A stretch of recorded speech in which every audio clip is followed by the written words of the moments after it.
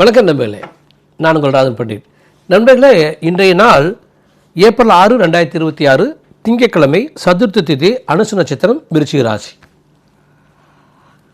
நல்ல நாள், சுபகாரியத்துக்கான நாள். இன்றைக்கி ஒரு முகூர்த்த நாள்னு கூட நம்ம சொல்லலாம். நல்லதை செய்கிறதா இருந்தால் நீங்கள் செஞ்சுக்கலாம். இன்றைக்கி சித்தயோகத்தோர் கொடி.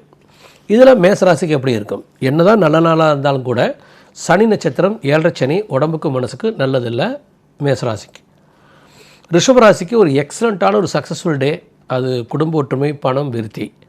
மிதுன ராசியை பொறுத்த வரைக்கும் எதிரி, போட்டி எல்லாத்தையும் ஜெயிக்கிறீங்க. எக்ஸலண்ட்டான தொழிலுக்கும் வெற்றிக்கும் உரிய ஒரு நாள். கடகராசி பொறுத்த வரைக்கும் லாபம், வெகுமதி நன்றாக இருக்குது. ஆனால் முயற்சி அதிகமாக தேவைப்படும். உடம்பு மனசும் லைட்டாக டயர்டாகும். சிம்மராசி பொறுத்த வரைக்கும் அதிக அலைச்சல், உழைப்புக்கேற்ற வாழ்க்கைன்னு சொல்லிக்கலாம். கன்னிராசி பொறுத்த வரைக்கும் ஒன் ஆஃப் த பெஸ்ட் டேன்னு சொல்லலாம். எக்ஸலண்ட்டாக இருக்கும், சக்ஸஸ்ஃபுல் டே. லாபம், வெற்றி, வெகுமதின்னு கூட சொல்லிக்கலாம். துளாராசியை பொறுத்த வரைக்கும் நிர்வாகம், அறிவு, போட்டி, வெற்றி தான். காரணம் துளாராசிக்கு 2 சந்திரன், சனி நட்சத்திரம், சனி 6ஆம் வீட்டில். எக்ஸலண்ட். விருச்சிகராசி பொறுத்தவரைக்கும் ஜென்மத்தில் சந்திரன் நீசம், அஷ்டம குருவாக இருக்கான். உடம்பு மனசு கஷ்டப்படுது, குழந்தைகளோட ஒற்றுமை குறையுது. தனுராசியை பொறுத்த வரைக்கும் விரயம், பணம் வேஸ்ட்டு, கவலைப்படுறீங்க. உடம்பு மனசும் லைட்டாக டயர்டாக இருக்குது, லேட்டாக எல்லாம் நடக்குது.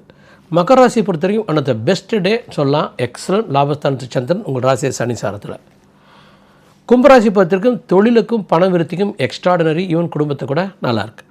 மீனராசியை பொறுத்த வரைக்கும் அதிக அலைச்சல், உழைப்பு, ஆனால் வெற்றி.